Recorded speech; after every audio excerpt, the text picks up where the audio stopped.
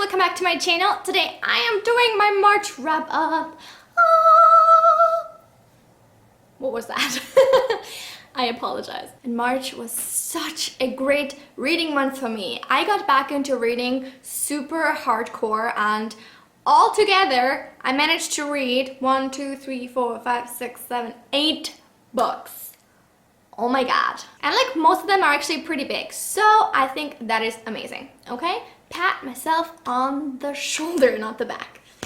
Could do that too though. I'm flexible. So the first book I read in March was Professor Moriarty, The Hound of the D'Urbervilles by Kim Newman. Would you believe the feeling of shock I had when I realized Kim Newman is a guy? I know, right? I thought it was a girl because he's called Kim, okay? I think it's an honest mistake, probably a common one. You might know that this book was actually on my project TBR, so that is ticked off for this month already. So this book is basically written in a similar style of the Sherlock Holmes novels, in that it is a collection of kind of short stories centered around Professor Moriarty and his like Watson type character, the role of which is being fulfilled by Colonel Sebastian Moran. So Moran is already a character in the Sherlock Holmes books, but he's never specifically identified as kind of the Watson to Moriarty, basically. So I thought that that was a really interesting take on it, and basically they just do evil things. Similarly as Sherlock and Watson do like solve crimes, they do like evil stuff. And it's really fun to read. Also, a lot of these stories names are modeled after Sherlock Holmes stories, which is another nice little touch. So for example, chapter 1 is called A Volume in Vermilion, then we have A Shambles in Belgravia, The Red Planet League, The Hound of the D'Urbervilles, The Adventure of the Six Maledictions, The Greek Invertebrate, and The Problem of the Final Adventure. So if that sounds familiar, you probably are a Sherlock fan. So I think my favorite chapter was The Red Planet League, which is the third one. I died laughing multiple times. I know, you ask, how can you die multiple times? Well, this book made it happen. That's how good it is. It was just so funny. It wasn't even like a real crime story. It was just Professor Moriarty kind of tricking a competitor of his, and it was just so all out crazy, like the ideas he came up with on how to do that. Fantastic. I was blown away really by that chapter in particular, and most of the others as well were pretty funny, pretty well written. Overall, there were some words used in this book that I didn't quite understand, which is maybe a little embarrassing to admit, but I think that since this book is set like in the 1800s, is that when Sherlock is set? I'm too lazy to look it up, but we're just gonna say it's set like a few centuries ago. And also in England, obviously, so the English that's being used is old and also kind of slang sometimes, and I just genuinely did not understand several words. It was totally fine. It didn't like interfere with my understanding of the overall story. It was just a little bit embarrassing. I guess. But I think that this is one of the most underrated books out there, especially if you're a Sherlock Holmes fan, and even if you're not, this is fantastic. Loved it. One chapter I think I was like really bored by, all the others were just great. And so overall I ended up giving this book 5 stars because it surprised me so much by how freaking great it is. So that is why the second book I read this month was even more of a disappointment.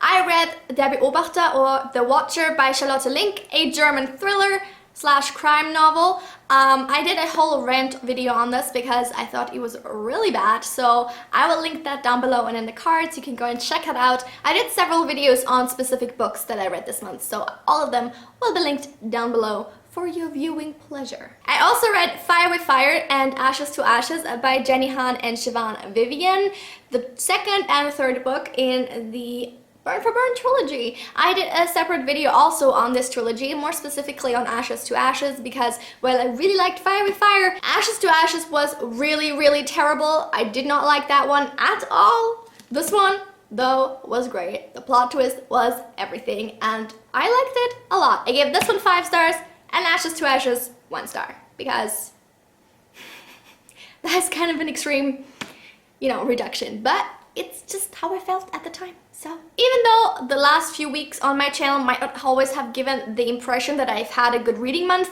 but I actually have. I've read a lot of really great books, and one of them was Big Little Lies by Liane Moriarty. This is the book that's the currently still happening, I think, HBO series of the same name is based on, and the book is so great. It was so fantastic. I've mentioned in my Goodreads review that I think Liane Moriarty is basically the Sophie Kinsella of Australia, but with more substance.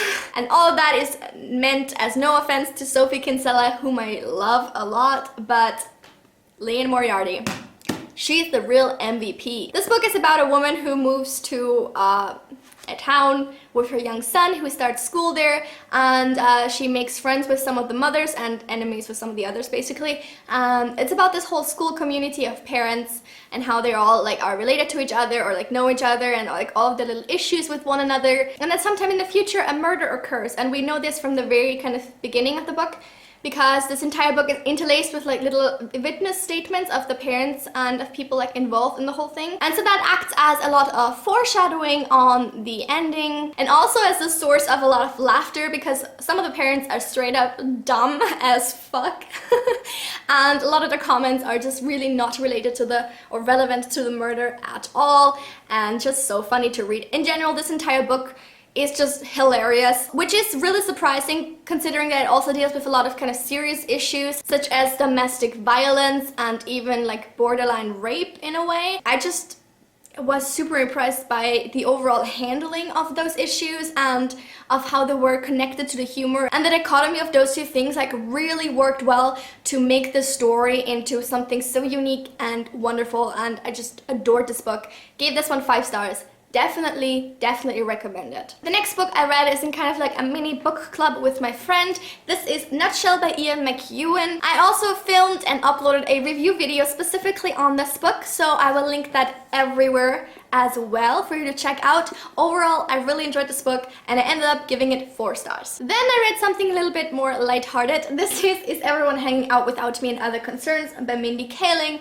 It is a kind of short story slash essay collection of her life, as are many like celebrity autobiographies. Overall, I was kind of disappointed with this one. I thought that it was going to be a lot funnier than it ended up being, but I did appreciate that it did not focus so much on like the specific projects that she did, such as like The Office. I mean, now I've seen it because this book kind of really made me watch it and I'm addicted. I watched like 3 seasons in 3 days. But at the time of reading this, I had not watched a single episode yet, and I liked that she didn't like go into detail about the goings on at the set and like the people there, because I just wouldn't have had anything to relate it to. And that was actually something that bothered me with Amy Poehler's autobiography, because she went on and on and on about SNL. Never seen an episode of SNL in my life, so you know, I just appreciated that this book was more about her as a person. Somehow it always makes me really motivated when I read about people that are famous now, and like I read their stories and how they all like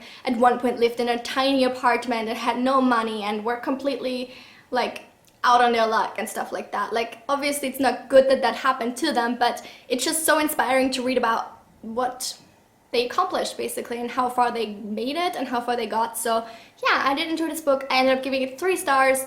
It just wasn't quite as good as I thought it could have been. And the last book I read is not a small one. This is In the Miso Soup by Ryu Murakami. As the cover might suggest, this book is freaky as fuck.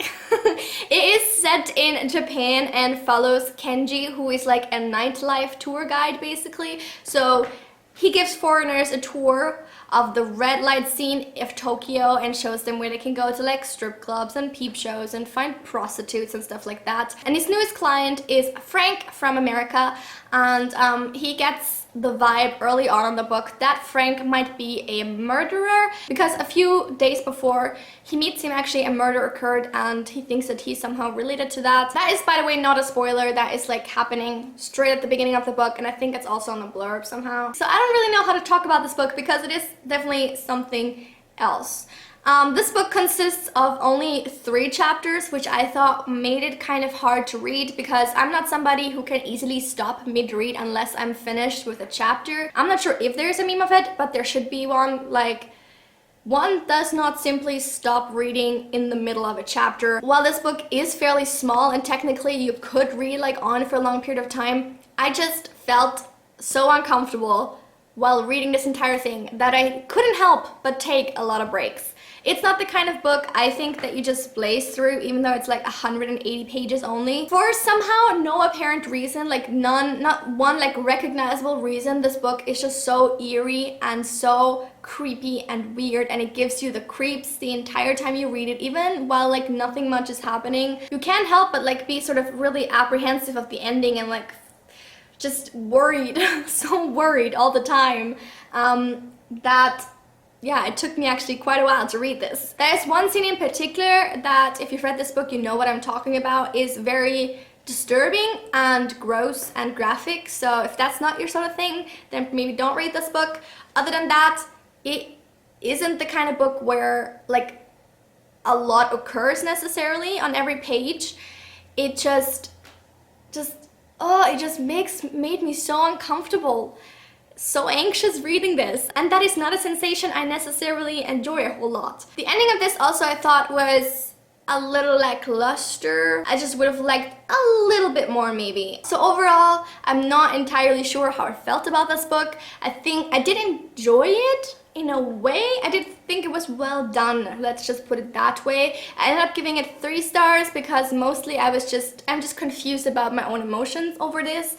I did think, as I said, it was well done. It's just I'm just not sure if I liked it, if that makes sense. I'm not sure if I liked reading this. I probably didn't like the process of it, but I don't know. But now we've come to the end of my reading month and also to the end of this video. Thank you so much for watching, you guys. How was your reading month this March? Let me know in the comments down below, and also if you've read any of these books and what you thought about them. Thank you very much for watching. Don't forget to like and click the subscribe button for more book-related videos coming soon. I'm gonna see you very soon in my next video. Have a lovely week. Bye!